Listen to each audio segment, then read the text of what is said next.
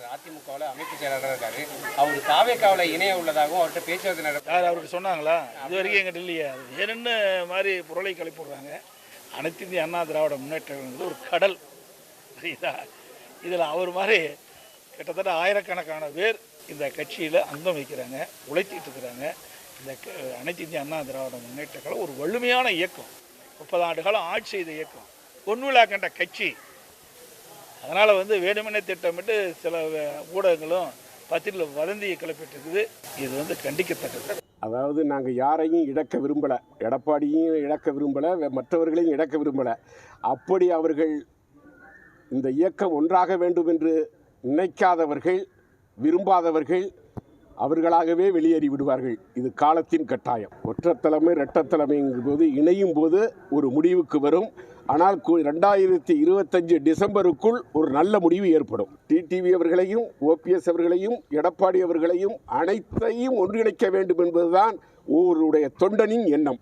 கட்சி எக்காடு கேட்டாலும் சரி, தான் வாழ்ந்தால் போதும் என்று பதவியில் ஒட்டி கொண்டிருந்தால் போதும் பழனிசாமியின் நடவடிக்கைகளை அவர்கள் புரிந்து கொண்டு இதற்கு தக்க முடிவு கட்டுவார்கள் என்பது எல்லோருடைய எதிர்பார்ப்பு. அது விரைவில் நடக்கும். இல்லை என்றால் 2026க்கு பிறகு அம்மாவின் கட்சி இருக்கும் இடம் தெரியாமல் போய்விடும். எடப்பாடி இந்த இயக்கத்தை அழித்து விடுவார் என்று திரு டிடிவி அவர்கள் கூறியிருக்கிறார்கள்.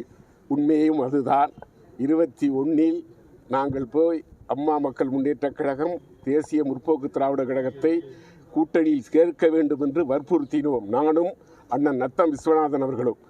அன்றைக்கு இல்லை தடித்து நின்றே 150 இடத்தில் வந்து விடலாம் என்று சொல்லி எல்லோரையும் ஏமாற்றினார் திரு எடப்பாடி பழனிசாமி அவர்கள்.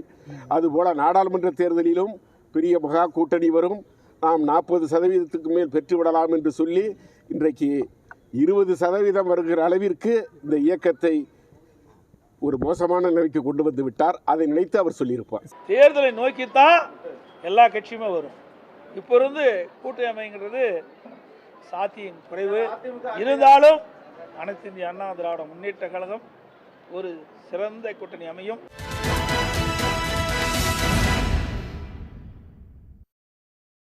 வணக்கம். இது கேள்வி களம்.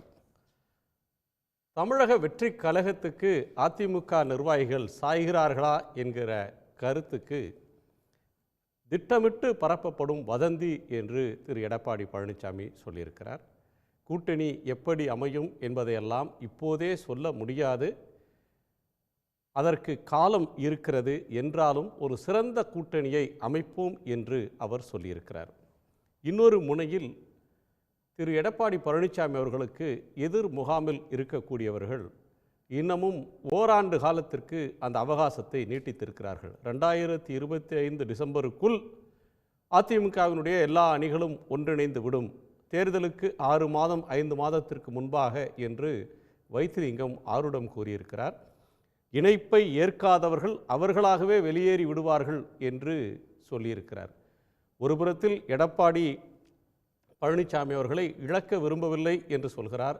இன்னொரு புறத்தில் இணைப்புக்கு யார் குறுக்கே நிற்கிறார்களோ அவர்கள் தாமாக வெளியேறிவிடுவார்கள் என்று சொல்லியிருக்கிறார். உட்கட்சி பூசல் என்பது உச்சமடைகிறதா? அதிமுகவில் என்ன நடக்கிறது? கூட்டணி நோக்கிய நகர்வுகளை விவாதிக்கப் போகிறோம்.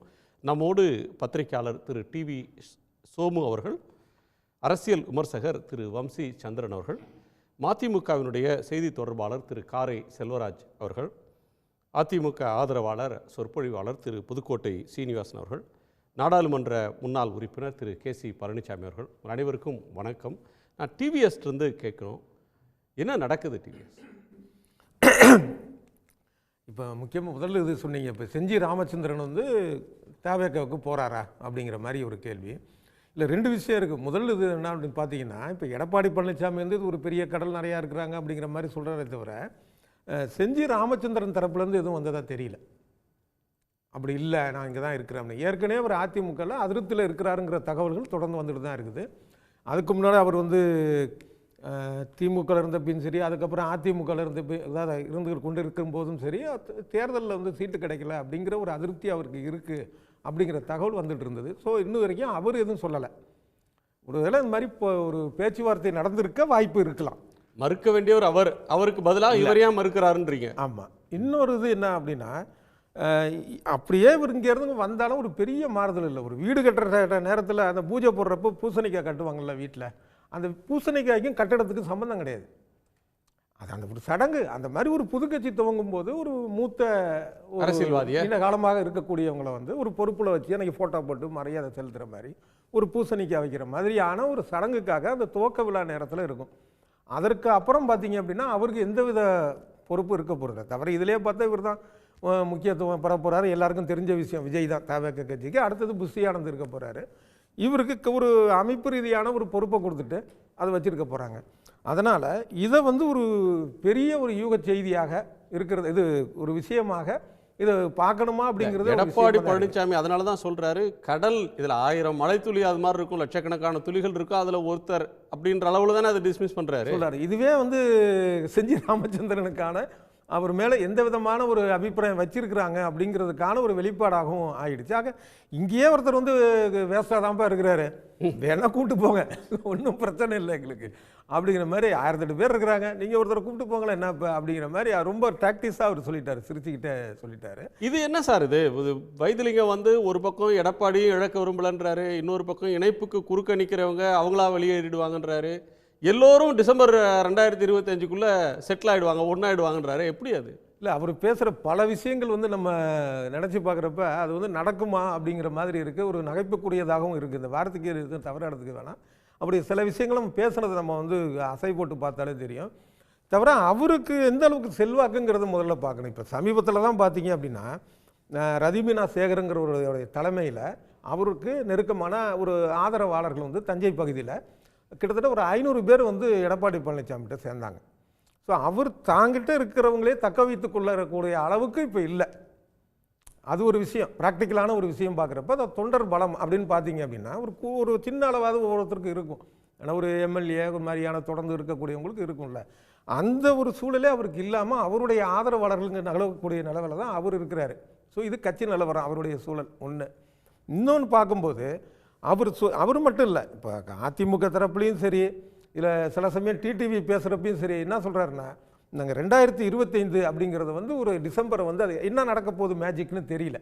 இல்லை சார், எல்லாரும் என்னென்னா நம்ம தை பிறந்தால் வழி பிறக்கும், பொதுவாக இந்த தேர்தல்லாம் வந்து 2026 மே மாதம் தேர்தல், ஸோ அந்த ஜனவரியில் ஒரு ஷேப்புக்கு வந்துடும், அந்த எண்ணத்தில் டிசம்பரை சொல்கிறாங்க. அதற்குள்ளே இந்த காய்கள்லாம் நகர்ந்து அந்த இடத்துக்கு போயிடுமா? இல்லை, அதான் அந்த மகாவிஷ்ணு பேசுனது சர்ச்சையான மாதிரி தான் இவங்க சொல்கிறாங்க. அம்மாவுடைய ஆத்மா, எம்ஜிஆருடைய ஆத்மா அப்படின்லாம் பேசுகிறாரு வைத்திலிங்கம் கூட பேசி, பல பேர் அந்த மாதிரி தான் பேசுகிறாங்க. அதனால் டிடிவி கூட அப்படி தான் பேசுகிறாங்க. யார்கிட்ட இந்த ஃப்ரஸ்ட்ரேஷன் தெரியுது? டிடிவி தினகரன் பேச்சில் ஃப்ரஸ்ட்ரேஷன் தெரியுதா, இல்லை நம்பிக்கை தெரியுதா? எடப்பாடி பேச்சில் நம்பிக்கை தெரியுதா, அவநம்பிக்கை வெளிப்படுதா?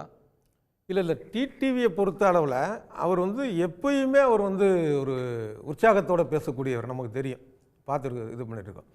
அவரை பொறுத்தளவில் ஒரு விஷயம் நடக்குதோ இல்லையோ எதையும் சமாளித்து பேசக்கூடியதாக இருக்கிறார். ஆனால் அடிப்படையில் நடக்கிற அது என்ன நடக்கும் அப்படின்னு நம்ம கணிச்சோம் அப்படின்னா நிச்சயமாக அதிமுக வந்து இப்போ டிடிவி, அதிமுக இல்லை இவங்க வைத்தியலிங்கம் எந்த குரூப்பு, ஓபிஎஸ் இவங்க இணைவதற்கான எந்தவித சாத்தியக்கூறும் கண்ணுக்கெட்டின தூரம் வரைக்கும் இல்லைங்கிறது தான் யதார்த்தம். அவங்கவுங்க ஸ்டாண்டில் இருக்கிறாங்க ஒரு விஷயம். இன்னொரு பக்கம் பார்த்தீங்கன்னா எடப்பாடி தரப்பில் இவங்களை கிட்ட சேர்க்கக்கூடாதுங்கிறதுல ரொம்ப உறுதியாக இருக்கிறார். இது டிடிவிக்கும் தெரியும். ஆனால் அதே நேரத்தில் இவர் சொல்லக்கூடியது பாருங்க, 2025 எப்படியாவது டோர் ஓப்பன் ஆகும்னு இவங்க நினைக்கிறாங்களா? எடப்பாடி கட்சியை கொண்டு வந்து சசிகலா அவர்கள்ட்ட கொடுத்துட்டு போயிடுவாருன்னு நினைக்கிறாங்களா? இல்லை ஏதாவது கார்னர் பண்ணி அவருக்கு ஒரு நெருக்கடியை கொடுத்து எல்லோரும் சேர்ந்தாதான் ஜெயிக்க முடியும்னோ, அல்லது கட்சிக்கு உள்ள ஒரு பெரிய நெருக்கடியை கொடுத்து ஒரு காம்ப்ரமைஸு கொண்டு வந்துடுவாங்கன்னு நினைக்கிறாங்களா? ஆமாம், இது சரியான பார்வை நீங்கள் சொன்னது. இப்போ டிடிவிக்கு அந்த ஒரு எதிர்பார்ப்பு இருக்குது. ஏன்னா இப்போ வந்து நம்ம அதிமுக விட்டு தனித்து போய் அமமுகன்னு வச்சு அது சோபிக்கலை அப்படிங்கிறது இப்போ கடந்த தேர்தல்களில் உறுதியாயிடுச்சு. இதுமே வந்து அதை ஒரு பெரிய கட்சியாக உருவாகிறதுக்கான ஒரு வாய்ப்பு எதுவும் எதிர்காலத்தில் இருக்கிறதா தெரியல. அண்ணாமலைலாம் கணிச்சாரு, நாடாளுமன்ற தேர்தல் முடிஞ்சோடனே அதிமுகவே டிடிவி தினகரன்ட்ட போயிடும்னு சொன்னார். அப்புறம் அது மட்டுமா சொன்னார், நான் சொல்கிறேன் நீங்கள் எழுதி வச்சிங்க. கோயம்புத்தூரில் அண்ணாமலை வந்து திமுக படுதோல்வி அலையுது, நான் இத்தனை லட்சம் ஓட்டில் ஜெயிக்க போகிறேன், எழுதி வச்சிங்க அப்படின்னாரு. அது எழுதி வைக்கலன்னு நினைக்கிறேன். எழுதி வைக்கல, எழுதி வச்சிருந்தா. ஆனால் இப்போ விஷுவலில் இருக்குல்ல, அதை வச்சு தான் அவர்கிட்ட கேள்வி கேட்கணும். போயிட்டு வரட்டும், லண்டனில் படிச்சுட்டு வந்து என்ன சொல்கிறாருன்னு தெரியல. ஆனால் இந்த டிடிவியை பொறுத்த அளவில் பார்த்தீங்கன்னா அந்த ஒரு அபிலாஷை அவருக்கு இருக்குது. அதிமுகக்குள்ளே நமக்கு மறுபடியும் இந்த செல்வாக்கு இப்போ சசிகலாவுக்கும் அப்படி தானே இருக்குது. இதெல்லாம் பார்த்தா காமெடியாக இருக்குது. என்னென்னா இப்போ டிடிவி தொடர்ந்து மீடியாவில் முகம் காட்டியிருக்கிறார். இப்போ சசிகலாவுக்கு அந்த எண்ணம் இருக்குது. சசிகலா வந்து ஒரு 6 மாதத்துக்கு ஒரு தடவை எந்திரிச்சு வர்றாங்க, வந்து நேராக திருநெல்வேலி பக்கம் போகிறாங்க, அந்த தென்காசி அந்த பகுதிக்கு போகிறாங்க. அங்கே வந்து தொண்டர்களை பார்த்ததா ஃபோட்டோ வருது, ஏதோ வயக்காட்டிலேருந்து வந்துலாம் பார்க்குறாங்க. அதுக்கப்புறம் அந்த அரசியல் பயணம் வந்து இதோ இப்போ தொடங்கிடுச்சுனாங்க, அது ஒன்றும் டேக் ஆஃப் ஆகலை. தவிர இன்னொரு காமெடி என்ன ஆகி போச்சு அப்படின்னா, அவங்கள விட அவங்க பக்கத்தில் தலையாட்டிட்டு இருந்த பெண் ஃபேமஸ் ஆகிடுறாங்க. இப்படி அவங்க போகிற இடம்லாம் சிக்கலாகக்கூடிய ஒரு சூழலாக தான் இருக்குது. ஆனால் இவங்களுடைய இது பலிக்காது. எடப்பாடி அதிமுகங்கிறது வர தேர்தலில் வெற்றி பெறுதா இல்லையாங்கிறது வேறு. ஆனால் இந்த அதிமுகலேருந்து பிரிந்த குழுக்கள், இந்த அதிமுகன்னு பார்த்தீங்கன்னா எடப்பாடி தலைமையான அதிமுக தான் அவங்களுக்குள்ளே இருக்கிறத வலுவான அமைப்பு. அது சிதறதுக்கோ எப்படியாவது யாராவது தலையிட்டு டெல்லி அழுத்தம் கொடுத்து ஏதாவது நடந்து எடப்பாடிய மனதை கரைத்தோ அல்லது அழுத்தம் கொடுத்தோ இவங்களெல்லாம் கொண்டு ஒரு பேட்சப் பண்ணிடுவாங்கன்னு நினைக்கிறாங்களா வைத்திலிங்கம்? ஆமாம், ஏற்கனவே நடந்த சில சம்பவங்கள்லாம் பார்க்குறப்ப அந்த மாதிரி ஒரு விமர்சனம் வந்தது இல்லையா? அது மாதிரி வந்து பாஜக மேலிடம் வந்து இவங்களை வந்து ஓபிஎஸ்ஸையும் எடப்பாடியும் பேசி அவங்கள வந்து கைகோர்க்க வைத்தாங்க அப்படிங்கிற ஒரு தகவல் வந்ததில்லை. அந்த மாதிரியான ஒரு விஷயம் நடந்தால் அதற்கு எடப்பாடி எந்த அளவுக்கு அடிபணிவாருன்னு தெரியல. அடிபணிந்தால் அப்படி நடக்கலாமே தவிர மற்றபடி அதுக்கான வாய்ப்புகள் இல்லை. அப்படித்தானே வம்சி? இல்லை, இது எப்படி பார்க்குறாங்கன்னா, உள்ள பிரச்சனை இருக்குன்றதை அவர் ஹிண்ட் பண்ணுறாரு. அவர் பேசும்போது ஒரு வார்த்தை சொன்னார், நானும் நத்தம் விஸ்வநாதன் 2 பேரும் சொன்னோம் தினகரனை கூட்டணி சேர்த்துக்குவாங்க. நத்தம் விஸ்வநாதன் இன்றும் எடப்பாடி இருந்திருக்காரு. அது அசம்பிளி எலெக்ஷன் அப்போ சார் 3 வருஷத்துக்கு முன்னாடி உள்ள இருக்கிறவங்களும் ப்ரோ தினகரனா இருந்தாங்க, தினகரனுக்கு ஆதரவாக சேர்த்துக்கணும் அப்படின்ற மாதிரி தான் இருந்தாங்கன்னு அவர் அந்த ஒரு கிளைம் இருக்காரு. இதில் இப்போ என்ன பிரச்சனைன்னா, அவங்களுக்கு என்ன ஹோப்புன்னா, அதிமுக நடந்து முடிஞ்ச நாடாளுமன்ற தேர்தலில் தென் மாவட்டங்களில் ரொம்ப மோசமாக தோற்றுருக்கு. டெல்டா மாவட்டங்களும் ஆல்ரெடி சட்டமன்றத்திலே மோசமாக தான் இருந்துச்சு, அந்த நிலையை இம்ப்ரூவ் ஆகலை. ஸோ இங்கே ஜெயிக்கிறதுக்கு வந்து அங்கே பெரும்பான்மையாக இருக்க சமூகத்தின் வாக்குகள் பெறுவதற்கு எங்கெல்லாம் ஒன்றிணையணும், டிடிவி ஓபிஎஸ் இவங்கெல்லாம் இருந்தால் தான் ஜெயிக்க முடியும். அந்த கட்சிக்குள்ளே இருக்குது, அந்த கட்சிக்குள்ளே இருக்குன்றது. எனக்கு ஒரு சின்ன சந்தேகம் என்ன இருக்குன்னா, தேனியிலையோ அல்லது நீங்கள் திண்டுக்கல்லில் தொடங்கி மதுரை, அதற்கு கீழே போங்க விருதுநகர், ராமநாதபுரம், எந்த ஊருக்கு போனாலும் சிவகங்கை வரையிலும் ஒரு குறிப்பிட்ட சமூகம் மட்டுமா ஓட்டு போடல, எல்லாரும் தான் சார் ஓட்டு போடல சார். அப்போ எல்லாரும் ஓட்டு போடல. அப்போ இந்த சமூகம் மீண்டும் மீண்டும் ஒரு குறிப்பிட்ட சமூகம் பேக் பண்ணல, ஒரு குறிப்பிட்ட ஓகே அந்த சமூகம் ஓட்டு போடல, பட் மற்றவங்களாம் ஓட்டு போட்டாங்களா என்ன? இல்லை அப்போ எல்லாரும் ஒன்றிணையும், அப்போ ஒன்றிணையும் போது எல்லாரும் நமக்கு ஓட்டு போடுவாங்க அப்படின்ற மாதிரி ஒரு கிளைம் வைக்கிறாங்க. எங்களை இங்கே சேர்த்துக்கோங்க, எல்லா ஓட்டும் நாங்கள் கொண்டு வரோம் அப்படின்னு கிளைம் வைக்கிறாங்க. உள்ளே இருக்கிறவங்களுக்கு அந்த ஒப்பீனியன் இருக்குது. உள்ளே இருக்கிறவங்களுக்கும் நம்ம 2026 மறுபடியும் நம்ம வெற்றி பெறுவோமா இல்லையான்ற ஒரு எண்ணம் இருக்கும்போது அவங்களும் அந்த பாயிண்ட் நிற்பாங்க. அவர் ஏன் 2025 டிசம்பர் ஒரு டைம்ல என்ன கொடுக்குறாருன்னா, இப்போ வந்து அவர் என்ன சொல்கிறாரு, இப்போ வந்து உள்ளே இருக்கிறவங்க எடப்பாடி தலைமையில் ஏற்பதில் ஒரு பிரச்சனை இல்லை, ஓகே எடப்பாடி ஒற்றை தலைமை ஃபைன்.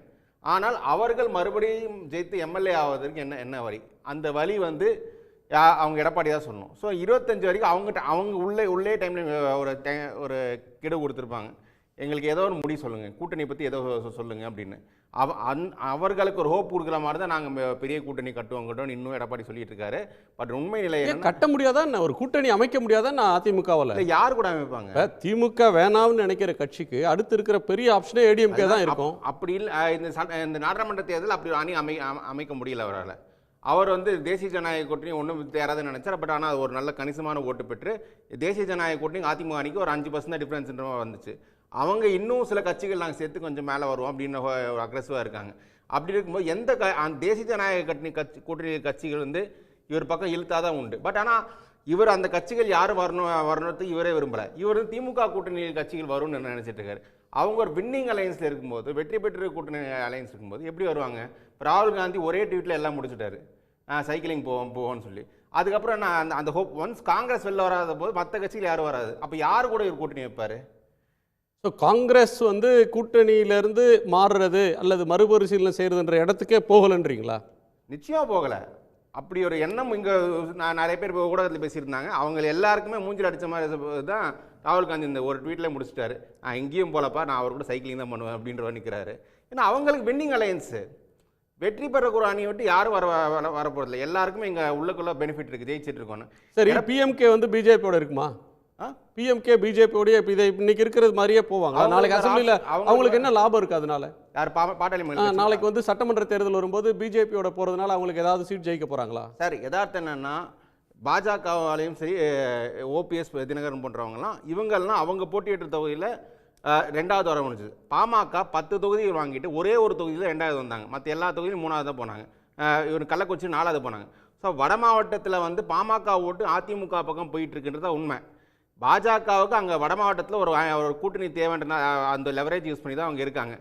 அதிமுக ஒருவேளை பாமகவுடன் நாங்கள் கூட்டணி வைக்கலாம் என்ற முடிவு எடுத்தால் அவங்க பாமக அந்த பக்கம் போவாங்க ஒரு குறிப்பிட்ட டீலுக்கு. பட் அந்த ஓட்டு பாமக இல்லாமலே அதிமுக வந்துட்டு இருக்கு. 10% கொடுத்தாலும் வந்துட்டு இருக்கு.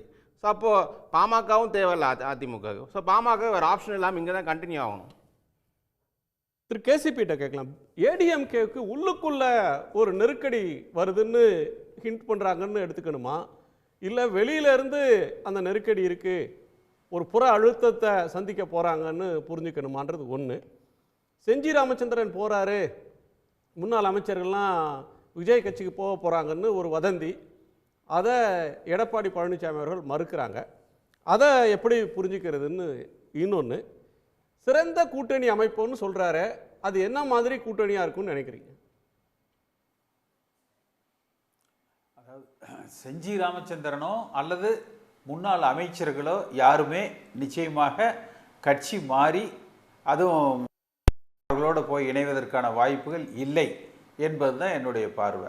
அதிமுகவுக்குள்ளே இருக்கிறவங்க, எம்ஜிஆர் ஜெயலலிதா அம்மா வழி வந்தவர்கள், கட்சிக்குள்ளே 1000 கருத்து வேறுபாடுகள் இருந்தாலும் கூட அதை ஒரு ஒன்றுபட்ட அதிமுகவாக வலிமைப்படுத்தணும் என்றதை நினைப்பாங்களே ஒழிய, யார் கட்சி ஆரம்பித்தால் உடனே அங்கே போய் சேர்ந்துடணும் என்று நினைப்பவர்கள் நிச்சயமாக அதிமுகவில் இல்லை. அந்த ஆப்ஷன் வந்து ரோல்ட் அவுட்டு.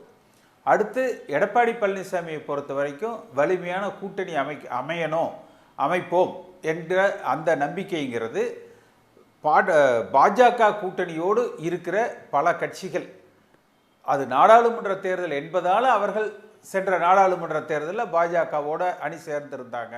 சட்டமன்ற தேர்தல் என்கிற பொழுது அவர்கள் அதிமுகவோடு கூட்டணி அமைப்பதற்கு ஒரு வாய்ப்பாக இருக்கும். கூட திரு வைத்திலிங்கம் அவர்கள் சொல்கிறது மாதிரி ஒரு ஒன்றுபட்ட அதிமுகவாக கருத்து வேறுபாடுகள் களையப்பட்டு 2025 டிசம்பருங்கிறது ரொம்ப டூ லாங் பீரியடு, ஒரு ஜூன் மாதத்துக்குள்ளே இந்த ஒரு ஒருங்கிணைப்பு சாத்தியப்படுத்தப்படுகிற பொழுது இன்னும் திரு வைத்திலிங்கம் போன்றவர்களெல்லாம் எங்கள் ஒருங்கிணைப்பு குழுவோடு இணைந்து பயணித்து அந்த ஒருங்கிணைப்பு வேலைகளை முடுக்கி விடுகிற பொழுது ஒரு ஒன்றுபட்ட அதிமுக உருவாவதற்கு வாய்ப்பு. அந்த ஒன்றுபட்ட எடப்பாடி பழனிசாமி முயற்சி, ஒன்றுபட்ட அதிமுக, இதெல்லாம் வெளியில இருக்கிறவங்க பேசுற பேச்சு. அதிமுக இன்டாக்டா அப்படியே இருக்கு, மற்றவங்க பேசுறதை பத்திலாம் ஏன் பொருட்படுத்துறீங்கன்னு கேட்கிறாரு. அவர் வந்து பழனிசாமி, எடப்பாடி பழனிசாமி வந்து இந்த கட்சியினுடைய நிறுவனர் அல்ல. அவர் வந்து ஒரு விதி வசத்தால சசிகலா அவர்களால் அந்த இடத்துக்கு கொண்டு வரப்பட்டார். பின்னால் பாரதிய ஜனதா கட்சியினுடைய ஆதரவில் அந்த இடத்தை தக்க வச்சுக்கிட்டு இருக்கிறார். அதனால இது வந்து எம்ஜிஆர் காலம் போலவோ ஜெயலலிதா அம்மா காலம் போலவோ அவர் சொல்லிட்டாருன்னா அதுதாங்க வேத வாக்கு, அதுதான் நடக்கும் அப்படிங்கிறதெல்லாம் ஒன்றும் கிடையாது. அவரையெல்லாம் எடுத்து சாப்பிட்ற அளவுக்கு அதிமுகவுக்குள்ளே நிறைய பேர் வந்து உள்ளேயும் வெளியிலையும் இருக்கிறாங்க. அடிமட்ட தொண்டர்கள் அளவில் வந்து இந்த இயக்கம் ஒன்றுபட வேண்டும், வலிமைப்பட வேண்டும். ஒன்றுபட்ட அதிமுக கட்டமைக்கப்பட்டால் மட்டும்தான் வருகிற தேர்தலில் நம்ம வெற்றி பெற முடியும் என்கிற தொண்டர்கள் கிளை அளவில், ஒன்றிய அளவில், மாவட்ட அளவில் கடுமையான அழுத்தம் இருக்கிறது. இன்றைக்கு இல்லாவிட்டாலும் இன்னும் ஒரு சில மாதங்களில் எடப்பாடி பழனிசாமி அதை ஏற்றுக்கொள்ள வேண்டிய ஒரு சூழ்நிலைக்கு தான் வந்து வருவார். இப்போ வருகிற உள்ளாட்சி தேர்தல் ஒருவேளை இந்த டிசம்பரில் நடந்ததுனால் கள நிலவரம் என்ன என்பதை இவர்கள் நன்கு புரிந்து கொள்வார்கள். அப்படி புரிந்து கொள்ளுகிற பொழுது நிச்சயமாக அதிமுக ஒன்றுபடும். பாஜகவை தவிர அந்த கூட்டணியில் இருக்கிற மற்ற கட்சிகள் அதிமுகவோடு வருவாங்க. அப்படி அதிமுக வலிமை பெறுகிற பொழுது ஒருவேளை திமுக கூட்டணியிலிருந்து இருவர் வரலாம் அல்லது வராமையும் போகலாம். ஆனால் இன்றைய தேதிக்கு இந்த அரசாங்கத்தின் மீது மிகப்பெரிய அதிருப்திகள் இருக்கு. நீங்க பார்த்தீங்கன்னா இப்போ வெஸ்ட் பெங்காலில் வந்து மம்தா பானர்ஜி அங்கே நடந்த ஒரு சம்பவத்தை எதிர்கட்சிகள் வந்து அதை கிட்டத்தட்ட மாத கணக்கில் ஒரு மிகப்பெரிய அளவில் அதை வந்து கையாண்டாங்க. அப்போ இன்றைக்கு மம்தா பானர்ஜி அவருடைய ஆட்சியே தாக்கு பிடிக்க முடியுமாங்கிற அளவுக்கு இருக்கு. ஆனால் எடப்பாடி பழனிசாமி அவர்களால் தமிழ்நாட்டில் பாருங்க, தினசரி 1-2 கொலைகள், அல்லது இப்பெல்லாம் பத்திரிகையில் தினமலரில் பார்த்தீங்கன்னா இந்த வார கொலைகள்னு போட்டு தேதி வாரியாக போடுறாங்க, இந்த மாத கொலைகள்னு போடுறாங்க, அப்புறம் இன்றைய சட்டம் ஒழுங்கு பிரச்சனைகள்னு சொல்லி போடுறாங்க. அதை எதிர்த்து அவரால் வந்து ஒரு மிகப்பெரிய அளவில் ஒரு எதிர்ப்பு உணர்வை அவர் நாளிதழ்களுக்கோ அல்லது எதிர்கட்சிகளுக்கோ காரணம் கொலைகள் அப்படின்றது எல்லா காலகட்டத்திலும் நடந்துகிட்டு இருக்கு. அரசியல் கொலையோ, முன்விரோத கொலை, குடும்ப தகராறு கொலை, நிலத்தகராறு கொலை, இது வந்து எல்லா காலகட்டத்திலையும் கொலை நடக்காத மாநிலமோ கொலை நடக்காத ஆண்டோ மாதமோ நாளோ இருக்காது. இப்போ வந்து தென் மாவட்டத்தில் கலவரம், அது வந்து சட்டம் ஒழுங்கு பிரச்சனை. மணிப்பூர் கலவரம் சட்டம் ஒழுங்கு பிரச்சனை.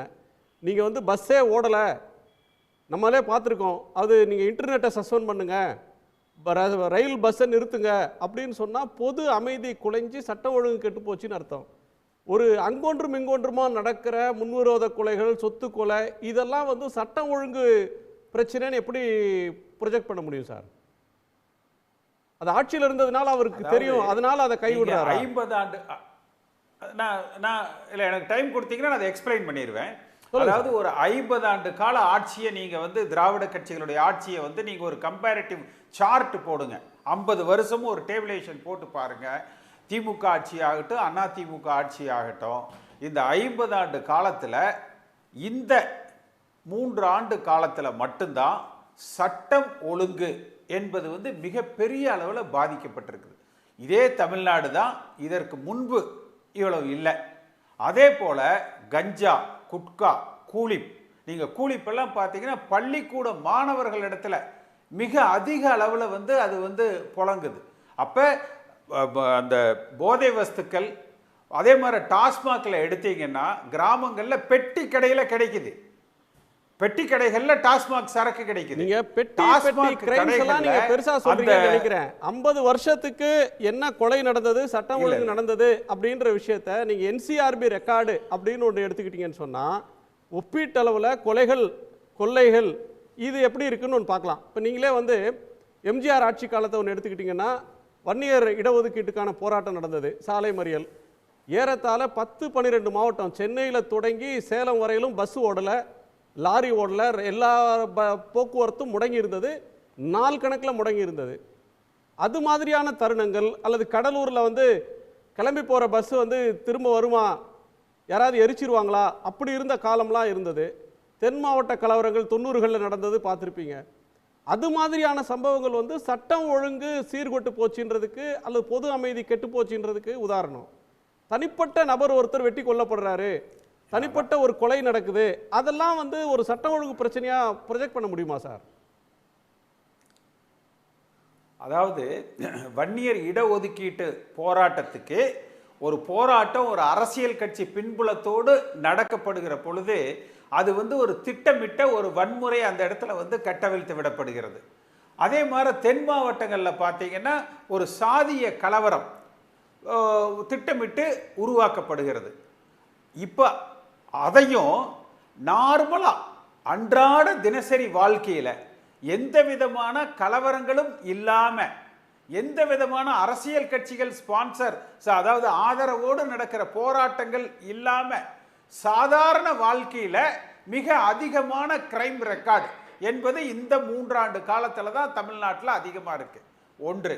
இரண்டாவது, போதை பொருட்கள் அப்படிங்கிறது வந்து மிக அதிகமாக இந்த 3 ஆண்டு காலத்தில் தான் வந்து இருக்கு. இதை வந்து நான் வந்து ஒரு அரசியல் காழ்ப்புணர்ச்சிக்காக கூட நான் சொல்லலை. இந்த தாக்கம் என்பது வந்து தமிழ்நாட்டு, அது யார் வேணாலும் ஆளுங்கட்சியாக இருக்கலாம், யார் வேணாலும் எதிர்கட்சியாக இருக்கலாம். ஆனால் தமிழ்நாட்டினுடைய ஒரு அமைதிக்கு, தமிழ்நாட்டினுடைய ஒரு வளர்ச்சிக்கு இது ஒரு மிகப்பெரிய தடைக்கல்லாக இருக்கும். இதில் நான் அரசியல் பார்வையாக சொல்லலை. சட்டம் ஒழுங்கு என்பது மிகப்பெரிய அளவில் வந்து பாதிக்கப்பட்டு இருக்கு. போதை வஸ்துக்கள் என்பது பள்ளிக்கூட அளவில் மிகப்பெரிய அளவில் இருக்கு, கல்லூரி மாணவர்கள் இடத்துல மிகப்பெரிய அளவில் இருக்கு. ஆனால் இதை கூட பயன்படுத்தி வெஸ்ட் பெங்காலில் ஒரு இடத்துல நடந்த சம்பவத்தை வச்சு அந்த மாநிலத்தையே ஸ்தம்பிக்க வைக்கிறார்கள். ஆனால் ஒரு எதிர்க்கட்சி தலைவர் என்று ஒரு 70 எம்எல் சட்டமன்ற உறுப்பினர்களை கொண்டு 30 ஆண்டு காலம் நாங்கள் ஆட்சி செய்த இயக்கம் என்று சொல்லுகிற திரு எடப்பாடி பழனிசாமி அவர்களால் இந்த அரசாங்கத்தை எதிர்த்து பெரிய அளவில் அவரால் போராட முடியல. அது அவருடைய பலகீனம். அதுக்கு காரணம் என்ன? அவரோடு இருக்கிற அமைச்சர்கள் நிறைய ஊழல் வழக்குகளை குற்றச்சாட்டுகளை சந்திக்கிறார்கள். அதற்கு தோதாக வசதியாக அவர்களை ஊக்கப்படுத்துகிற விதத்தில் அமைதிப்படுத்துகிற விதத்தில் திமுக அரசாங்கமும் அவர்கள் மீது எந்த நடவடிக்கையும் எடுக்கிறது இல்லை.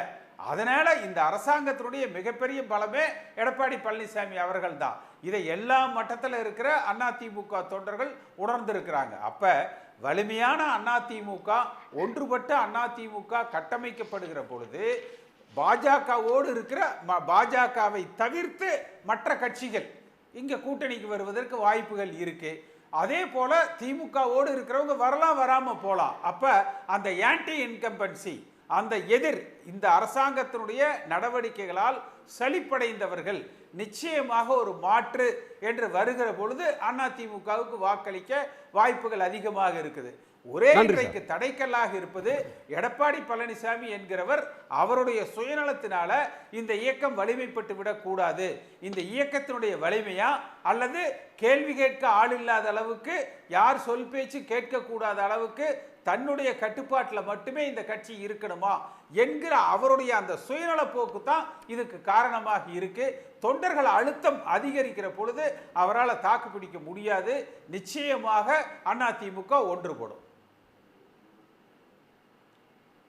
கேசிபி சொன்னதில் 2 முக்கியமான விஷயங்கள் விரிவாக விவாதிக்கப்பட விஷயம். தமிழ்நாடு நலன் கருதி, தமிழகத்தினுடைய நலன் கருதி, தமிழகத்தின் முன்னேற்றத்திற்காக விவாதிக்கப்பட வேண்டிய விஷயம் அவர் சொன்ன அந்த போதைப்பொருள் செய்தியும் சட்டம் ஒழுங்கு குறித்தும் அவரும் அப்படி தான் சொன்னார்.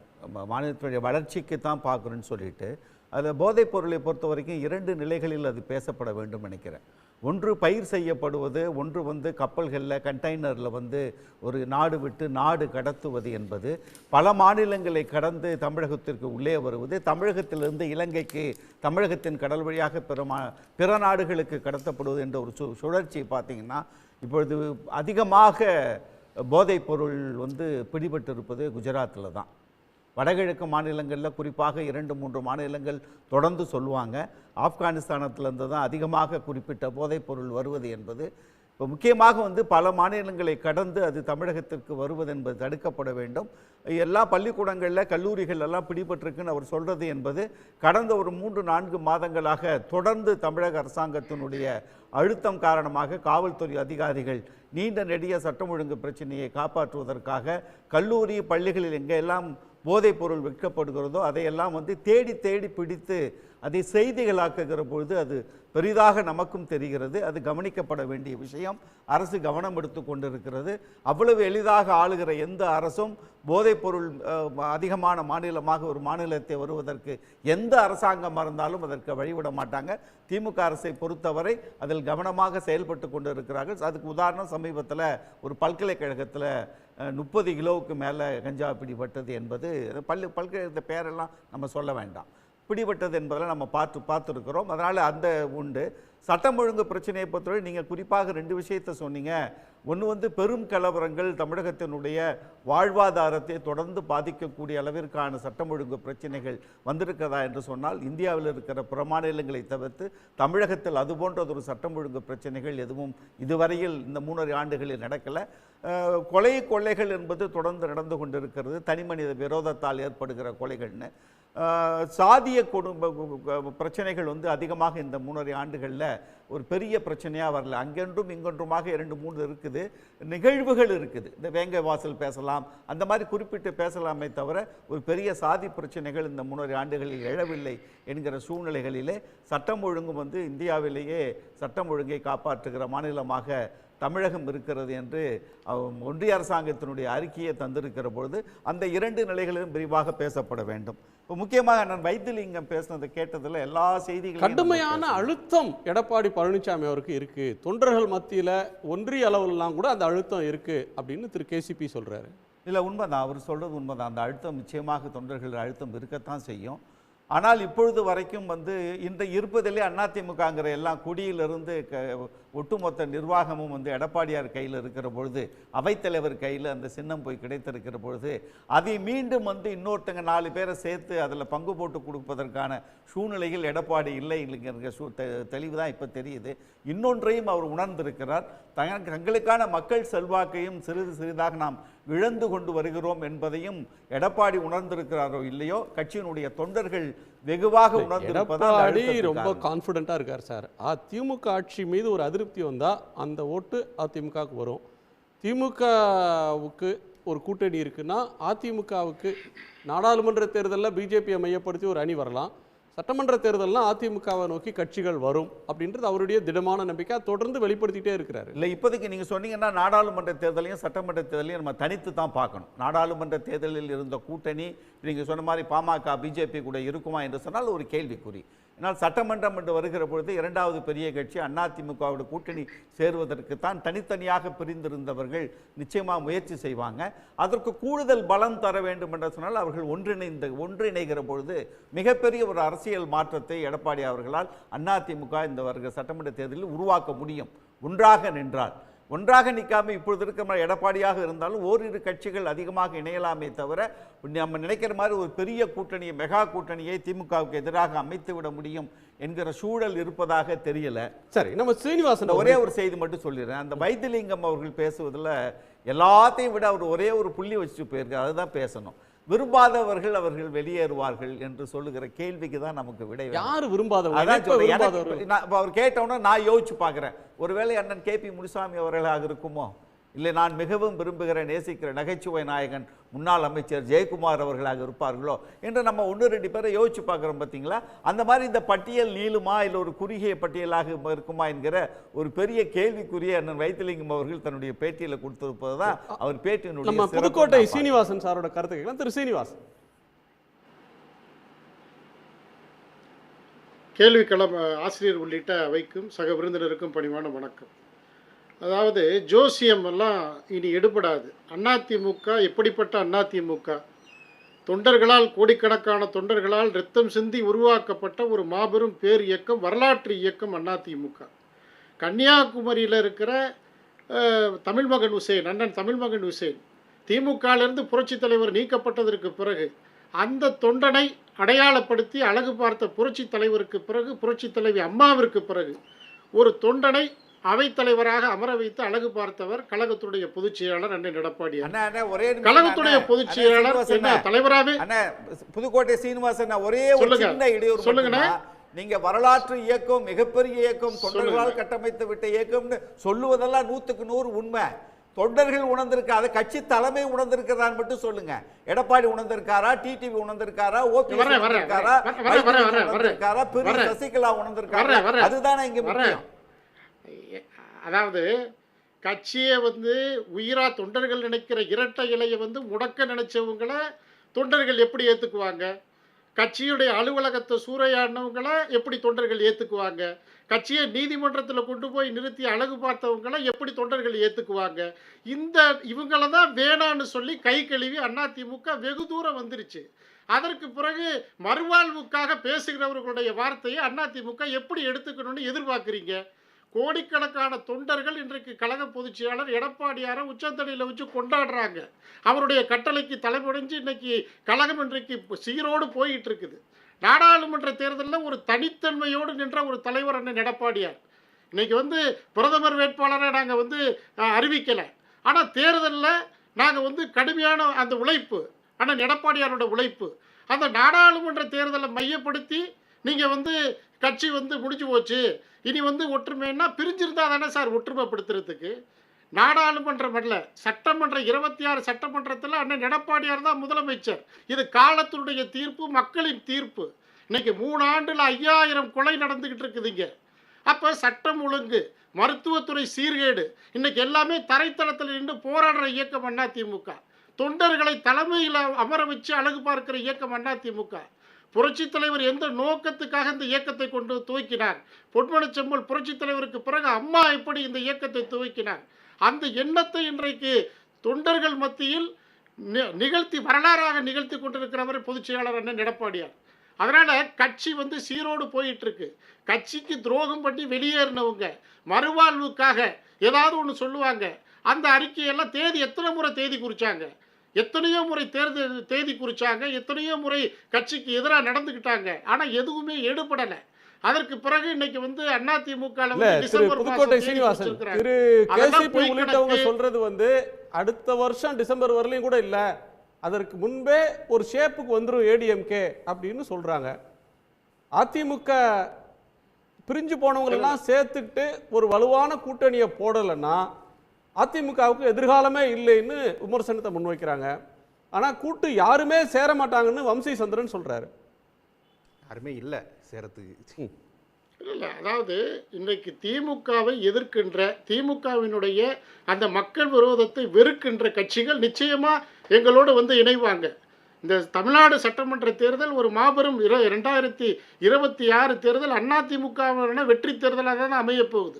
பொறுத்திருந்து பாருங்க. நிறையா கட்சிகள் திமுகவினுடைய எதிர்ப்பு, மக்கள் விரோத அந்த அமைப்புகளை, அந்த நோக்கத்தை எதிர்க்கின்ற கட்சிகள் இன்னைக்கு ஒரு மனதாக இன்னைக்கு வந்து அண்ணன் எடப்பாடியாரோட கருத்தை வலுப்படுத்தி 2026 சட்டமன்ற தேர்தலை நாங்கள் எதிர்கொள்ளுவோம். அயலூர்காரனுக்கு ஆத்தோரம் பயம், அசலூர்காரனுக்கு மரத்தடி பயங்கிற மாதிரி அதிமுகலேருந்து வெளியேறினவங்க, துரோகத்தையே அவங்க வந்து அடித்தளமாக செஞ்சவங்க இன்னைக்கு வந்து பல்வேறு தேதி குறிக்கிறாங்க. புதுசாக இன்னைக்கு வந்து கட்சி ஆரம்பித்தவங்களுக்காக புரட்சித் தலைவர் எம்ஜி ராமச்சந்திரன் எந்த நோக்கத்திற்காக இந்த இயக்கத்தை ஆரம்பித்தாரோ அந்த நோக்கத்தை ஏற்றுக்கொண்டவர்கள் தான் செஞ்சி ராமச்சந்திரன்லேருந்து எல்லா ராமச்சந்திரனும். ஒரு ராமச்சந்திரனை கூட அதிமுகலேருந்து யாரும் உருவிட முடியாது. கேசிபி என்ன சொன்னது முதல் பாதி அவருக்கு நன்றி சொல்லணும். ஆனா தொடர்ந்து அவர் பேசினார் பாருங்க, திமுக வந்து சாதகமா இருக்கு. ஒரே நிமிஷம் இருங்க, இடைமறிச்சிடாதீங்க, நான் சொல்லிடுறேன் அப்புறம் நீங்க பேசுங்க. இருங்க பேசுறேன். திமுக இல்ல நான் சொல்லிடுறேன் அப்புறம் நீங்க பேசுங்க. இல்ல எங்களுக்கு எனக்கான நேரம் இது, எனக்கான நேரம் இது. போட்டோ அவர் பேரு இப்பவாவது வெளியில வருதுங்கிற மகிழ்ச்சி தான் எனக்கு. இல்ல இல்ல அவர் எவ்வளவு பெரிய ஆளா இருந்தவரு ஒரு பொதுக்குழுல அனுமதிக்கல. அவர்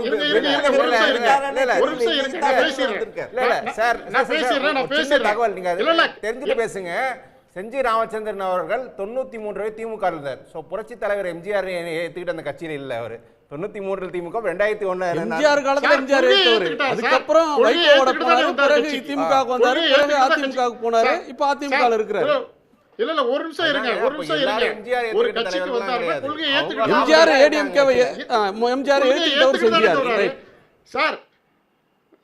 சார் ஒரே நிமிஷம் அண்ணன் கேசிபி அண்ணனுக்கு நான் பதில் சொல்லணும். என்னன்னா திமுக வந்து வழக்கு போடலை, திமுக சாதகமாயிருச்சுன்னா யார் சார் வழக்கு போடலை? ஜெயக்குமார் அண்ணன், நீங்கள் குறிப்பிட்ட ஜெயக்குமார் அண்ணன் சிறைக்கு போகலையா? அதற்கு பிறகு எம்ஆர் விஜயபாஸ்கர் முன்னாள் அமைச்சர் சிறைக்கு போகலையா? அதற்கு பிறகு இன்றைக்கு எங்கள் புதுக்கோட்டை மண்ணினுடைய மைந்தர் அண்ணன் விஜயபாஸ்கர் நீதிமன்றத்தில் இல்லையா? அப்போ நாங்கள் எதுக்கும் பயப்படுறதில்லை. பொய் வழக்குகளை நேரடியாக சந்திக்கிறோம். நீதிமன்றத்தில் போய் ஓடி ஒளியலை, நெஞ்சு வலிக்கலை எங்களுக்கு. அப்போ நேரடியாக எங்கள் மீது சாட்டப்பட்ட பொய் வழக்குகளை நாங்கள் நீதிமன்றத்தில் முறையிடுறோம். நாங்கள் நிரபராதின்னு நாங்கள் தெளிவுபடுத்துவோம். திமுக அரசு இல்ல ஒரு திமுக அரசை எதிர்த்து போராடுகிற தரைத்தளத்தில் ஒரே கட்சி அதிமுக. நாங்க எங்க இல்ல திராணி இல்லாத கட்சி தமிழ்நாட்டில் எந்த கட்சிங்க இருக்கு? இன்னைக்கு திமுக எதிர்த்து போராடுற திராணி உள்ள கட்சி அதிமுக. நீங்க வந்து மற்றதெல்லாம் பேசக்கூடாது இல்லையா? நீங்க வந்து திமுகவுக்கு அனுசரித்து அதிமுக போகுதுன்னா ஏன் ஒரு பொய்யான ஒரு விளம்பரத்தை சொல்றீங்க? அதிமுக தரைத்தளத்தில் இன்னைக்கு திமுக எதிர்க்கிற ஒரு திராணி உள்ள கட்சி. அதனால திமுகவை அனுசரித்து போறதில்லை. திமுகவை என்றென்றும் எதிர்க்கின்ற நோக்கத்தை புரட்சி தலைவர் அம்மாவும் புரட்சி தலைவி எந்த நோக்கம் சொன்னாங்க? திமுகவை எதிர்ப்பதில் தான் அதிமுகவுடைய நோக்கம். திமுகவுடைய மக்கள் விரோதத்தை எதிர்ப்பது.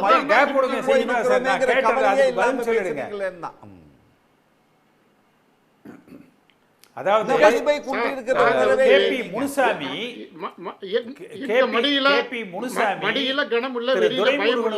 திரு ரஜினிகாந்த் அவர்களுக்கு ஒரு கருத்து மாறுபாடு வருது.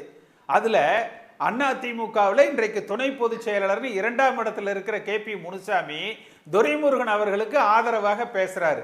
அவரை தான் வந்து வைத்தியலிங்கம் சொல்லியிருக்காருன்னு சொல்லி காரை செல்வராஜ் கரெக்டாக தான் சொல்லியிருக்காரு.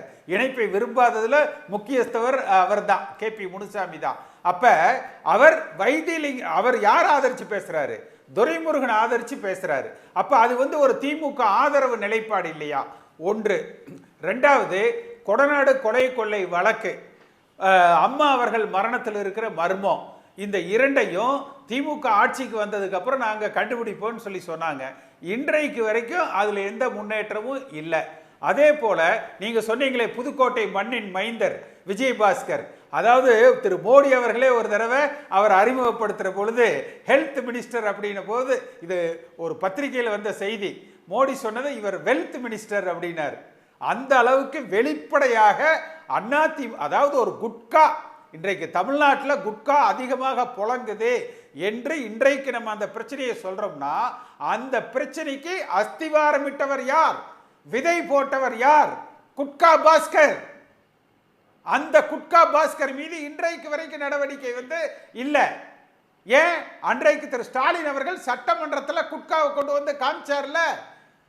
அப்ப அந்த அந்த அந்த அதனுடைய பரிணாம வளர்ச்சி தான் இன்றைக்கு தமிழ்நாடு சீரழிவை நோக்கி போய்கிட்டு இருக்குது. ஆனால் அந்த விஜயபாஸ்கர் தான் இன்னைக்கு அதிமுகவில் ஒரு முக்கிய தலகர்த்தர். அதே போல 14 அமைச்சர்கள் மீது அன்றைக்கு எதிர்க்கட்சி தலைவராக இருக்கிற திரு ஸ்டாலின் கவர்னர் இடத்துல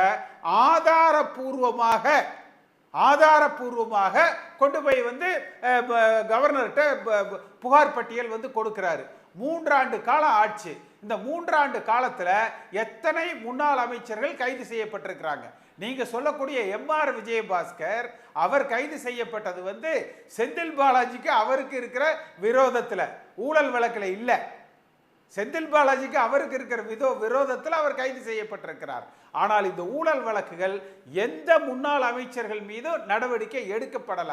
அதுக்கு கைமாறாக, அதுதான் நான் சொன்னேன், வெஸ்ட் பெங்கால்ல மம்தா பானர்ஜி அரசாங்கத்தை ஆட்டி அசைத்து பார்க்கிறார்கள். அந்த அரசாங்கம் தாக்கு பிடிக்குமான்னு தெரியல.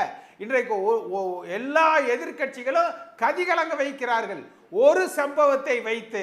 அப்ப தமிழ்நாட்டில் நீங்களே நீங்க சீனிவாசன் சொல்றீங்க 3 ஆண்டுகள்ல 5000 கொலைகள்னு சொல்றீங்க.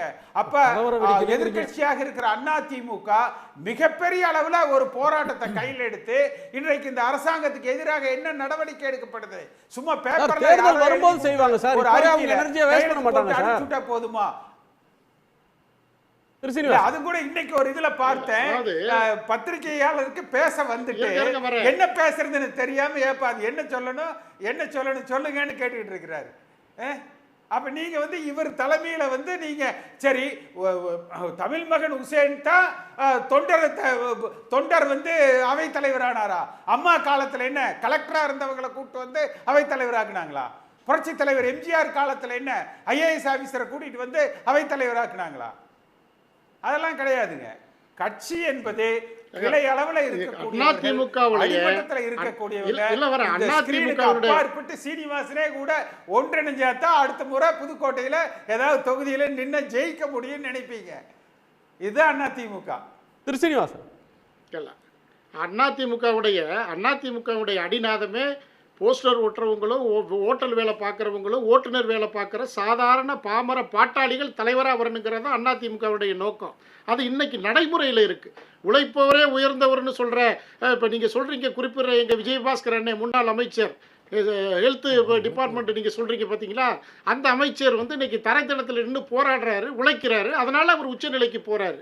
நீங்க எந்த பொய் வழக்கு போடுறீங்க? நீங்க குட்காவுக்கு சொல்றீங்களே, அந்த குட்கா வழக்க இருங்க வர அந்த குட்கா வழக்க நேரடியா நெஞ்ச நிமிர்த்தி சந்திக்கிறாருங்க நீதிமன்றத்துல.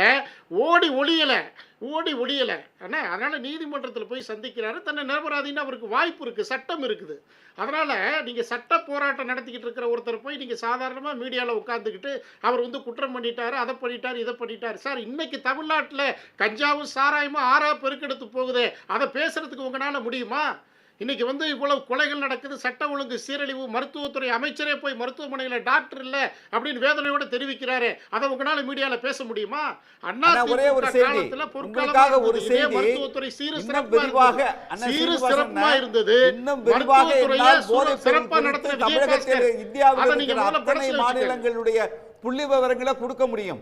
ஆனால் இந்த போதைப் பொருள் என்கிற ஒரு விஷயத்தை பேசுகிறவரை தனிப்பட்ட முறையில் நான் எப்பொழுதுமே மற்ற மாநிலங்களை ஒப்பிட்டு பார்த்து தமிழ்நாடு அதை விட குறைவுதான் என்று வாதத்தை நான் எப்பவும் எடுத்து வைக்காததனால்தான் அதிமுக ஆட்சியிலே நடந்த கொலைகள் என்ன, அப்பொழுது கிடைத்த போதைப் பொருட்கள் என்ன, எங்கே இருந்து யார், அண்ணன் கேசிபி அவர்கள் சொன்ன மாதிரி இந்த செய்திகளை நான் பேசுபவன் அல்ல. இது அவர் எடுத்து வைத்திருக்கிறது போதைப் பொருள் நடமாட்டம் குறைய வேண்டும், அதற்கான விவாதங்களை நாம் பேச வேண்டும் என்கிற ஒரு நல்ல நோக்கத்தில் தான் நான் பேசுறேன். குறுக்கிட விரும்புனீங்க முன்னாடியே சீனிவாசன் பேசும்போது. அதாவது இந்த போதை விஷயம் அப்படிங்கிறதுல மாநில அரசை முழுமையாக குற்றஞ்சாட்டக்கூடிய ஒரு துணி எதிர்க்கட்சி தரப்பில் இருக்குது. பொதுவாக இருக்கிற ஒரு விஷயந்தான் அது. நிச்சயமாக மாநிலத்துக்கு கேடுதல் இல்லைங்கள. அதே நேரத்தில் இந்த சாராய கடைகள் அல்ல கள்ள சாராயம் இந்த மாதிரி விஷயங்கள்ல நம்ம மாநில அரசை ஒரு விமர்சிக்கிறது ஒரு அடிப்படை நியாயம் இருக்குது. அதே நேரத்தில் போதை அப்படிங்கிற ஒரு விஷயம், இந்த போதைப் பொருட்கள் மற்ற விஷயங்கள் வரும்போது ஒன்றிய அரசுக்கான பங்கு அப்படிங்கிற ஒரு விஷயந்தான் அதிகம். ஏன்னா அவங்கள்ட்ட இருக்கக்கூடிய பவரும் சரி ஆட்களும் சரி. இது நெட்வொர்க் இப்போ பேசுகிறப்ப சார் கூட சொன்னாங்க எப்படின்னா, இது தமிழ்நாட்டில் உற்பத்தியாகி தமிழ்நாட்டில் புழங்குற அந்த மாதிரியான ஒரு விஷயம் இல்லை. எங்கேயோ உற்பத்தியாகி இங்கேருந்து ஒரு களமாக போகக்கூடிய ஒரு சூழல். இந்த நேரத்தில் எனக்கு ஒரு நினைவுக்கு வர ஒரு விஷயம், இப்போ ஜெயலலிதா முதலமைச்சராக இருந்தபோது ஒரு வார்த்தை சொன்னாங்க, உங்களுக்கு நினைவு இருக்கும். அதாவது மத்திய உளவுத்துறை சட்டம் ஒழுங்கை சீர்குலைக்க பார்க்குது அப்படிங்கிற மாதிரி ஒரு வார்த்தையெல்லாம் சொன்னாங்க ஜெயலலிதா ஆட்சியில் இருந்தபோது. ஆனால் இப்போ நம்ம இந்த போதைப் பொருள் விஷயத்தில் யார் விமர்சனம் பண்ணாலும் ஒன்றிய பாஜக அரசு மீதும் ஒரு வார்த்தை வைக்க வேண்டியது உண்மையிலேயே இந்த மாநிலத்தின் மீது அக்கறை உள்ள யாராக இருந்தாலும் அது செய்யணும். அது ஒரு முக்கியமான ஒரு விஷயம் அப்படின்னு நான் நினைக்கிறேன். அதில் இன்னொன்று சொல்ல விரும்புகிறது என்னென்னா, இந்த அதிமுக அப்புறம் அதுலேருந்து பிரிந்த அணிகள் இவங்க ஒன்று சேர்ந்துட்டா வெற்றி பெற்றுவோங்கிற ஒரு எண்ணம் இருக்குல்ல. எனக்கு புரியல என்னென்னா, இப்போ கடந்த தேர்தல்களில் அதிமுக அதுலேருந்து பிரிந்தவர்கள் வாங்கின வாக்கு சதவீதம்லாம் சேர்த்தா இப்போ வெற்றி பெற்ற திமுக விட அதிகமாக இருக்குதா அப்படிங்கிறது எனக்கு தெரியல. இப்போ 89 சொல்லுவாங்க அது மாதிரி சேவல் புறா நின்ன சமயத்தில் ரெண்டுமே கணிசமான ஒரு வாக்கு வாங்குச்சு.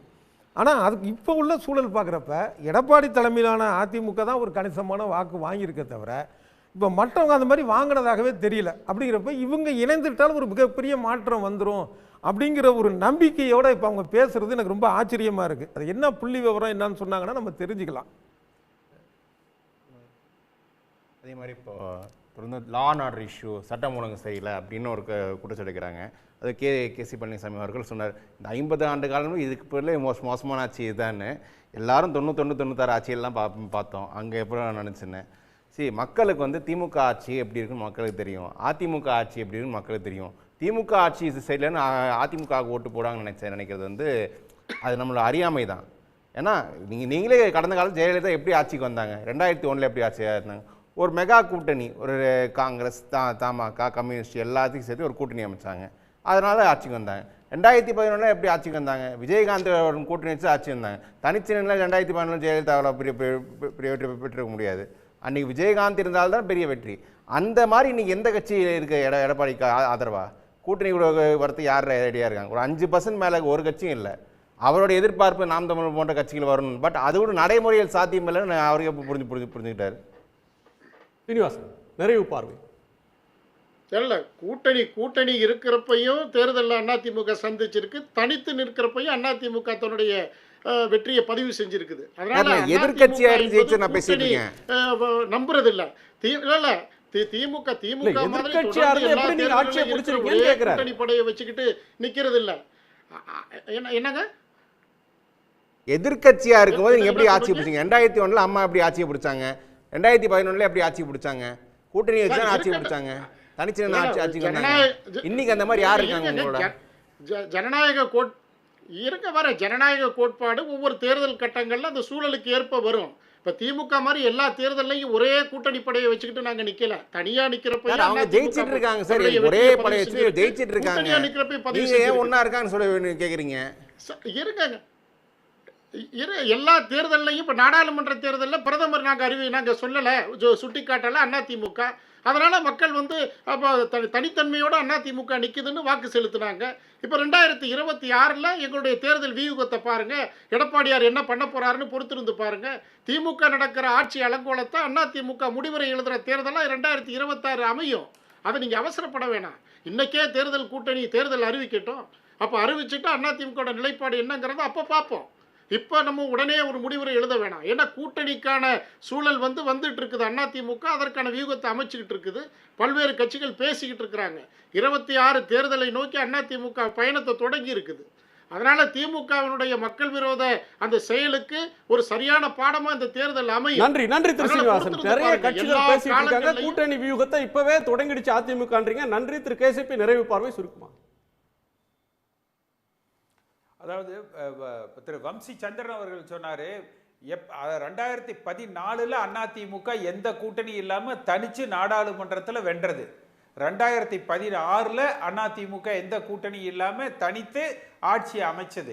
ரெண்டாவது திமுகவும் சரி அண்ணா காலத்திலிருந்தே நிச்சயமா கூட்டணியோட தான் அவங்க ஜெயிச்சிருக்கிறாங்க. கூட்டணி சேர்வது ஒரு பாவம் அல்ல, அது ஒரு அங்கீகரிக்கப்பட்ட ஏற்றுக்கொள்ளப்பட்ட ஒரு செயல். அடுத்து ஒன்று இணைந்துட்டா ஜெயிச்சிட முடியுமான்னு சொல்றாங்க. அதுதான் அரசியல். என்றைக்குமே 1+1 is not always 2. Perception politics அப்படின்னு இருக்கு.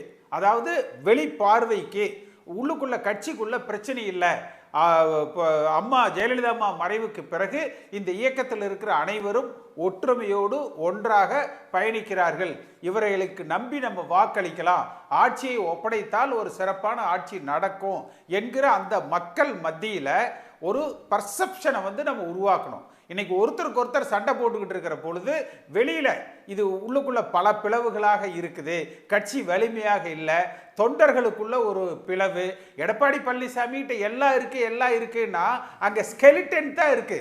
பொறுப்பாளர்கள்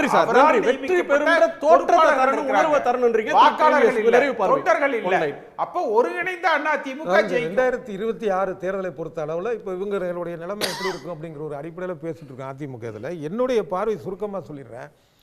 இப்ப எந்த ஒரு காலத்திலையுமே திமுக அதிமுக இல்லாத கட்சிக்கு வாக்களிக்கணுங்கிறது ஒரு சின்ன கணிசமான அளவு இருப்பாங்க. அவங்க தான் ஏற்கனவே தேமுதிக இருந்தாங்க, அப்புறம் நாம் தமிழர் கட்சிக்கு இருந்தது. இதுல இருந்து தான் விஜய் கொஞ்சம் வாக்கு வாங்குவாரே தவிர 2026 திமுக இது இப்ப இருக்கிற ஒரு சூழல்ல அதிருப்திகள் பெருசா இல்லை. விமர்சனங்கள் இருக்கு திமுக மேல, அதிருப்திகள் இல்லை. ஆனால் 2026 தேர்தலில் திமுக கணிசமான வாக்கு வாங்கி அது வெற்றி பெறும் அப்படின்னும் ஒரு கணிசமான வாக்கு வாங்க அதிமுக எதிர்க்கட்சியா இருக்குங்கிறதா என்னுடைய ஒரு கணிப்பு. மிக்க நன்றி. உங்க அனைவருக்கும் நன்றி. மீண்டும் சந்திப்போம். இது கேள்விக்களம் மக்களின் மேடை.